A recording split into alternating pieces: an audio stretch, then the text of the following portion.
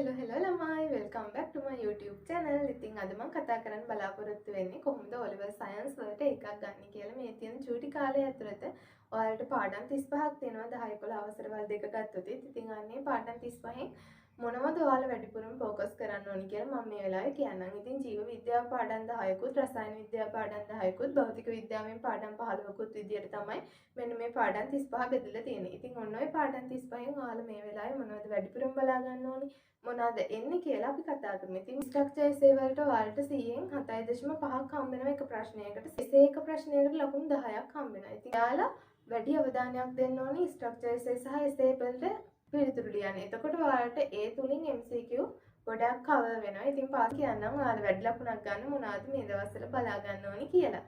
මම මෙන්න මේ විදිහට සයන්ස් වල ඔයාලට වැදගත්ම දේවල් ටික නෝට් ඩවුන් කරගත්තා. ඔයාලා මේ වීඩියෝ එක එක්සෑම් එකට, ඒ කියන්නේ සයන්ස් වලට දවස් දෙකකට කලින් දැක්කත් ඔයාලට තියෙන මෙන්න මේ පාඩම් වලට ප්‍රධාන වශයෙන් මේන්ලි ફોකස් කරලා ඊට පස්සේ මම මේ පාඩම් වලත් ඔයාලා බලා ගන්න ඕන උපමාතෘකා කියලා අන්නේ දේවල් බලලා ඔයාලා එකපාරක් හරි එක පාස් පේපර් එකක් හරි කරලා ගියොත් ඔයාලට පුළුවන් මේ ප්‍රශ්නවල එන සම්පූර්ණ ලකුණම ලබා ගන්න.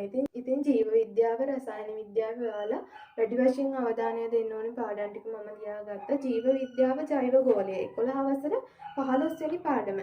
11 වසර 15 වෙනි පාඩම ජෛව ගෝලය. මෙන්න මේකෙන් ඔයාලට ස්ට්‍රක්චර් එසේ ප්‍රශ්නයක් එන්න පුළුවන්. පළවෙනි ස්ට්‍රක්චර් එසේ ප්‍රශ්නේ එන්නේ ජෛව ගෝලය පාඩමෙන්. ඒතන ලකුණු 7.5ක් තියෙනවා. මේ ජෛව ගෝලීය පාඩමෙත් ඔයාලට තියෙනවා පරිසර දූෂණය, ගෝලීය උණුසුම, අම්ල වැසි, එතකොට සුපෝෂණය, ඔන්න ඔය වගේ කරුණු අනිවාර්යයෙන්ම බලාගෙන යන්න.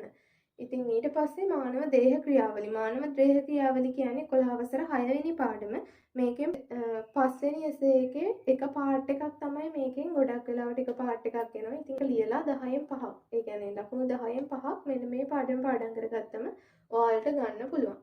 ඊට පස්සේ ප්‍රභා සංශ්ලේෂණය. ප්‍රභා සංශ්ලේෂණය කියන්නේ 11 වසර දෙවනි පාඩම.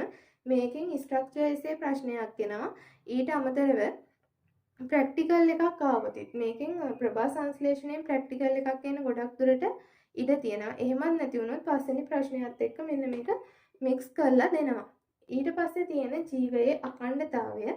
ඒ කියන්නේ 10 වසර 14 වෙනි පාඩම. 10 වසර 14 වෙනි පාඩම. ඔය ශාක ප්‍රජනනය, මානව ප්‍රජනනය, අන්න ඒ වගේ දේවල් තියෙනවා. එසේ එකක් ආවේ නැති වුණොත් පස්වෙනි ප්‍රශ්නයත් එක්ක මික්ස් කරලා දෙන්නත් මෙන්න මේ පාඩමේ අවස්ථාව තියෙනවා. ඉතින් ඊළඟ පාඩම ජීවයේ වර්ගීකරණය. ඒක 10 වසරේ 13 වෙනි පාඩම. ජීවයේ වර්ගීකරණය.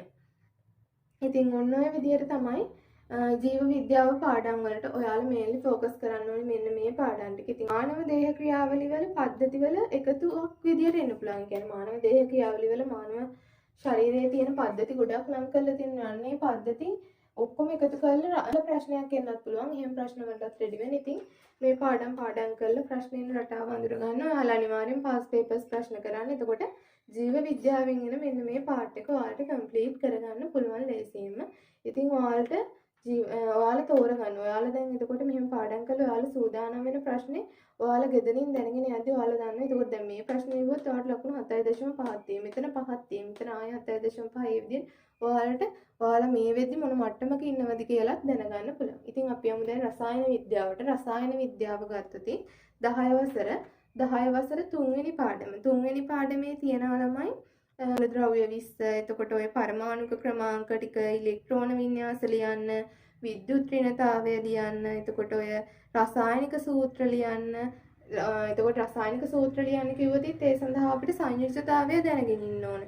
ඊටත් අමතරව ඔය විද්‍යුත් ඍණතාව විචලනය වෙන ආකාරය, කියන්නේ විද්‍යුත් ඍණතාවය අඩු වෙන පිළිවෙලට ලියන්න, වැඩි වෙන පිළිවෙලට ලියන්න.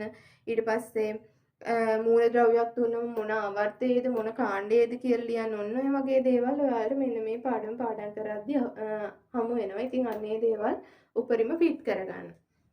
ඊට පස්සේ තියෙන 10 වසර 10 වෙනි පාඩම. ඒකෙදි ඔයාලට රසායනික බන්ධනාකාර තමයි බලන්න වෙන්නේ. ඒ කියන්නේ ඔය ලුයිස් ව්‍යුහ, ඒ කියන්නේ තිත් කතිර සටහන් වලින් ලුයිස් ව්‍යුහ හඳින්න, දැලිස්, එතකොට ආරෝපණය ධනද ඍණද කියලා ලියන්න. අන්නේ වගේ දේවල් මෙන්න මේ පාඩමේදී වැදගත් වෙනවා. 10 වසර 16 වෙනි පාඩම ගත්තොත් ඒකේ තියෙනවා ඔය ලෝහ අම්ල සමග ජලය සමග දක්වන ප්‍රතික්‍රියා. ඊටත් පස්සේ වායු පිළියෙල කිරීම හා වායු අඳුනා ගැනීම. ඒ කියන්නේ කාබන් ඩයොක්සයිඩ්, ඔක්සිජන්, හයිඩ්‍රජන් වගේ වායු පිළියෙල කරන ආකාරය, ඒවා හඳුනා ගැනීමේ පරීක්ෂණ, ඒවා කරද්දී ලැබෙන නිරීක්ෂණ, මේ වගේ දේවල් මේ පාඩම තුල තියෙනවා. ඒව හොඳට බලා ගන්න. ඔය ඒක විස්ථාපන ප්‍රතික්‍රියා, දී විස්ථාපන ප්‍රතික්‍රියා, ඒ වගේ දේවල් තමයි මේ පාඩමේ තියෙන්නේ. ඉතින් මේ දේවල් හොඳට බලා ගන්න. ඉතින් ඔන්න ඔය විදිහට ඔයාලට පුළුවන් රසායන විද්‍යාව මෙන්න මේ පාඩම් වල මම කිව්ව කොටස් හොඳට බලාගෙන ඔයාලට හොඳ ලකුණකට යන්න. ඉතින් ඔන්න ඔය විදිහ තමයි ජීව විද්‍යාවයි රසායන විද්‍යාවයි මට ඔයාලට කියලා දෙන්න තියෙන්නේ. එතකොට භෞතික විද්‍යාව ගත්තොත් සාමාන්‍යයෙන් භෞතික විද්‍යාව පොදු රටාවක් නෑ. පාස් පේපර්ස් වල ඕනම පාඩමකින් එන්න පුළුවන්. ඉතින් භෞතික විද්‍යාව ඔයාලා මේ ටික පාඩම් කරලා මේ ටිකට රෙඩි වෙලා සූදානම් වෙන්න තියාගන්න. මොකද ජීව විද්‍යාවයි රසායන විද්‍යාවයි තුලින් ඔයාලට කීයටවත් මේ ටික පාඩම් කරගත්තොත් ඔයාලා කොහොමදවත් ෆේල් වෙන්නේ නැහැ. S එකක ඉන්න කෙනෙක්ට C එකකට එන්න ඒ වගේ පුළුවන්. ඉතින් හොඳ අවස්ථාවක්. ඉතින් මෙතන මම ලියලා තියෙන මේ අර එන රටාවනේ ස්ට්‍රක්චර් S එකකට 7.5. එතකොට ප්‍රශ්න 4ක් ලියුවට පස්සේ ඔයාලට ලකුණු 30ක් හම්බ වෙනවා. S එකකට ලකුණු 10ක් හම්බ වෙනවා. ලකුණු 10 ගානේ ඔයාලා SS තෝරගෙන 3ක් ලියනවා. එතනට ලකුණු 30යි, MCQ වලට 40යි. එතකොට ඔන්න ඔය විදිහට තමයි ඔයාලගේ ලකුණු 100 හැදිලා තියෙන්නේ. ඉතින් MCQ වලට නම් ඔයාලා අනිවාර්යයෙන්ම පාස් පේපර්ස් වල MCQ කරන ගමන් උත්තර 4ම විවරණය කරන්න. මේ කරනවා කියන්නේ ඔයා හරි උත්තරේ කොහොමද දන්න ඔයාගේ ප්‍රශ්නෙට උත්තරේ ඔයා සිලෙක්ට් කරපු එක වැරදි නම් ඔයාලට පුළුවන් මාකින් එක බලලා හරි උත්තරේ ඒ වෙලාවෙම පාඩම් කරගන්න. ඊට පස්සේ ඔයාලට පුළුවන් අනිත් උත්තර තුනයි වැරදි මේ උත්තරෙන්නේ මොන ප්‍රශ්නයටද කියලා හිතන්න. ඉතින් එතකොට ඔයාලට එක ප්‍රශ්නයක් කිරීම තුලින් තවත් ප්‍රශ්න ගණනාවකට උත්තර කවර් වෙනවා. ඉතින් අන්න ඒ විදිහට ඔයාලට පුළුවන් පේපර් එකේ මුල් ලකුණකට යන්න. අඳුරටත් කියනවා නම් ස්ට්‍රක්චර් එකේ ප්‍රශ්න එනවා. පළවෙනි ප්‍රශ්නේ සාමාන්‍යයෙන් එන ජෛව ගෝලයෙන්. දැන් මම ඔයාලට පැහැදිලි කරන්න පාඩම් ටික පාඩම් කරන්න ඕන විදිහකින් ඔන්න ඔයාලා පාඩම් කරගත්තට පස්සේ ස්ට්‍රක්චර් එකේ ප්‍රශ්නේ යටතේ එන පළවෙනි ප්‍රශ්නය ජෛව ගෝලය, දෙවෙනි ප්‍රශ්නය ජීව විද්‍යාව, තුන්වෙනි ප්‍රශ්නේ රසායනික විද්‍යාවෙන් එනවා, හතරවෙනි ප්‍රශ්නේ භෞතික විද්‍යාවෙන් එනවා. ඉතින් මම කිව්ව විදිහට අර පාඩම් ටික පාඩම් කරගත්තට පස්සේ මෙන්න මේ හතරවෙනි ප්‍රශ්නය ඇරෙන ඔයාලට මෙන්න මේ ප්‍රශ්න තුනටම උත්තර ලියන්න පුළුවන්කම තියෙනවා. ඉතින් ඊට පස්සේ එසේ ප්‍රශ්න එන්නේ පස්වෙනි ප්‍රශ්නේ ජීව විද්‍යාවෙන්, හයවෙනි ප්‍රශ්නේ රසායන විද්‍යාවෙන්, අට ජීව විද්‍යාවයි භෞතික විද්‍යාවයි එකතු කරලා එනවා. ඉතින් ඔයාලට මෙන්න මේ ප්‍රශ්න දෙකයි මේක එක පාර්ට් එකකුයි අර ටික පාඩම් කරලා ලියන්න පුළුවන්. ඉතින් භෞතික විද්‍යාව සම්පූර්ණම පාඩම් නොකර ඒකක් ගන්න පුළුවන්ද කියලා ඔයාලට දැනගන්න පුළුවන්. ඔයාලා මෙන්න මේ ප්‍රශ්න වලට රෙඩි වෙන ආකාරය අනුව ඔයාලට පුළුවන් මේ ප්‍රශ්න වල උපරිමයකටම ගියොතිත් ඒ කියන්නේ සම්පූර්ණ ලකුණ ගන්න පාඩම් කරොතිත් ඔයාලට සාමාන්‍යයෙන් භෞතික විද්‍යාව වල සම්පූර්ණ පාඩම් නොකරත් සාමාන්‍ය පාඩම් 3-4ක් හරි කවර් කරගත්තොත් ඔයාලට පුළුවන් ලේසියෙන්ම ඒ එකකට යන්න.